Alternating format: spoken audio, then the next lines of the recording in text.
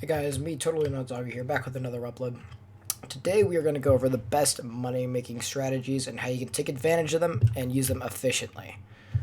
Please leave a like and I hope you enjoy the video. I've been appreciating all the support, even though we've only uploaded one video so far.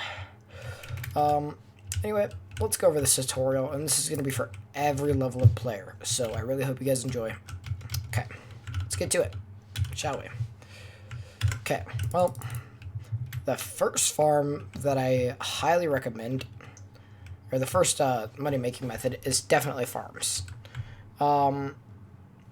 It's really early game, reasonably priced, and it's not that hard to make. Like, you can make a farm like this without, like, any flying in about 30 minutes. So you don't really need cookie buff or anything like that.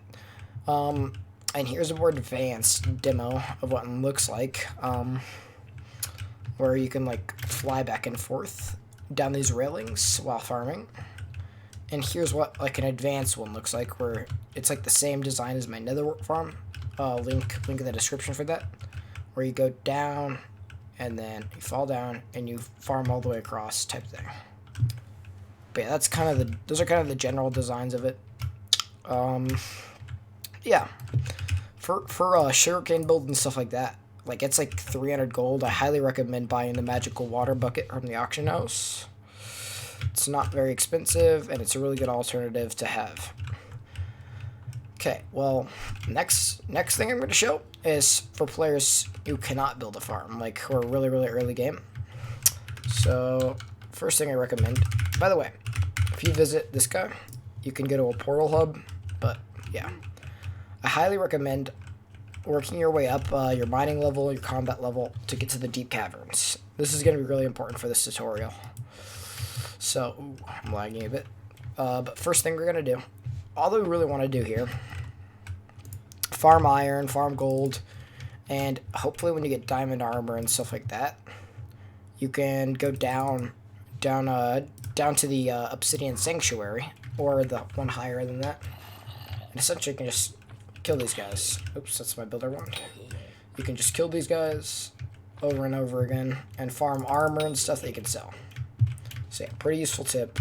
Highly recommend it. Okay, well, now we're going to talk about another thing that I've seen around the... It's probably going to be much more valueless after people start uploading it, but if you can take advantage of it right now, it's really nice. And what that is overload books. So overload books on the auction house. Let's see real quick. Overload 5, obviously really expensive as you can tell, but if you go overload 1, each book is like 850,000. And sometimes, well, I mean, if you do the math, overload 3 goes all the way up to like 2 mil. It's overload 2, I mean. And then overload 3, let's see where overload 3 sells at. Overload 3 sells at like 4 mil.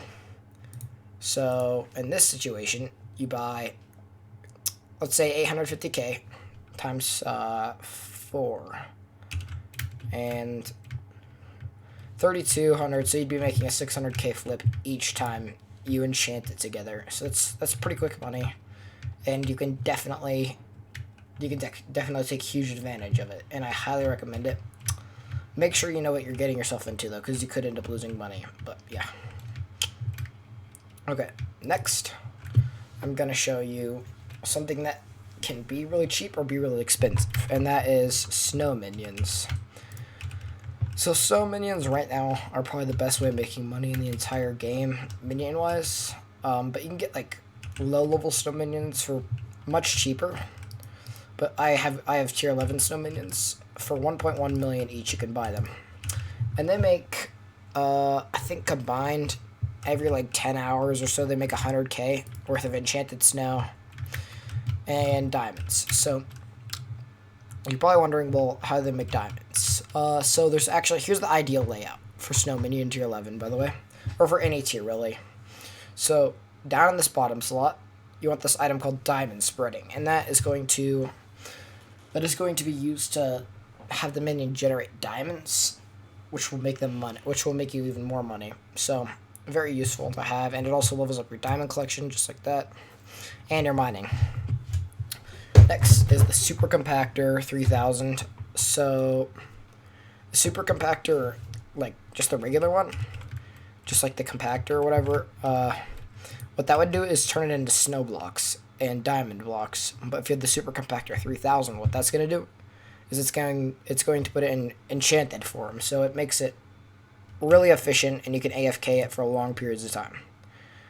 Next is, I mean, if you have the Super Compactor, get the budget hopper, to be honest, or if you have the, just to get a budget hopper no matter what, because what that's going to do is it's going to sell for 50% of their selling price, but if you have a compactor, you're very rarely going to need to do that unless you, like, quit the game or something.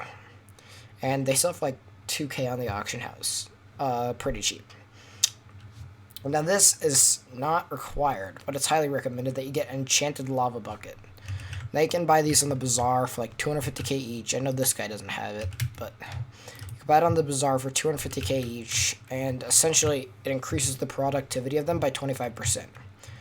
Now, in the lava bucket series of fuels, you can also get a magma bucket and a plasma bucket, and those you don't really need to get, to be honest, unless you make a lot of money off minions. But yeah, that's snow minions for you. Next, we're going to go over high demand items and farming them. So, for example, let's say I made this video when the Dungeons update came out. What I highly recommend doing is just hard grinding during those updates to get really rare items and take advantage of that, you know? Because when an item is new and the demand is really high, you're going to make a significant amount of money off of it. It's going to be very worth it, so yeah. That's more of a late game alternative, though, because you have to be playing a lot, you have to be farming a lot, you have to be getting a lot of money just for it to work. Okay. Finally, I'm going to go over the Dungeons update and how you can take advantage of this.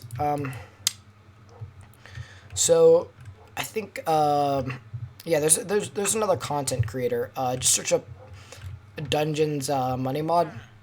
I don't know if that's what it's called, but you could probably get it just by searching that term. And it's essentially a mod that those like final chests you see at the end of the dungeon. It'll tell you which one you're getting profit from and stuff like that, and which ones you aren't. So it's a really useful tip to have. And yeah, another thing about farming dungeons is you can literally just play, like, once you get it requires a lot of money to get into dungeons, but once you can, it pays itself off really fast. And yeah, it's pretty good. And finally, we're going to go over this nether wart farm, which I've already gone over in a previous video, so I'm just going to kind of quickly talk about it.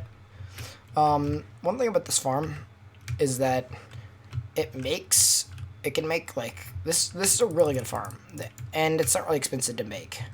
But if you farm it for like an hour, it could easily make 2 mil, and if you have an elephant pet, even more. So yeah, it can make a whole bunch of money, and yeah, I highly recommend it. But yeah, these are all really useful tips and stuff. And one last thing I would maybe recommend if you're a newer player trying to get your farming XP up, you can build a large pumpkin farm. I'm probably going to build one for a future video, so you guys can use my design if you want. But yeah, I'm probably going to build one. It's pretty much have as much farms as you want, honestly. They're nice to have for sure. But yeah, obviously, always I recommend the builder wand and like the pouches for each material that you're farming. And one last tip for newer players: if you guys are tired of nighttime, like you don't want to have nighttime for mobs and stuff, get this thing. It's like 120 coins on the auction house, or no, it's like a few thousand actually. I'm thinking about the hair. Let's just search daylight. You just search daylight sensor, and it's called the day saver, right? Starting bid 14 coins. Like that's just an example. Like they go for near nothing, and what that'll do is that'll make it always daytime on your island, and it's so nice to have because you don't have to deal with mobs anymore and lighting everything up. But yeah, I hope you guys enjoyed this video. I'm probably going to be uploading daily from now on, and I'm going to do A dungeons guide probably fairly soon. Dungeons guide fairly soon. And pumpkin farm, carrot farm, and more probably. Next week I'll have a lot more time, so I'll make more farms, and yeah, it'll be good. It'll be good. Alright, thank you guys so much for watching. See you guys later. Bye.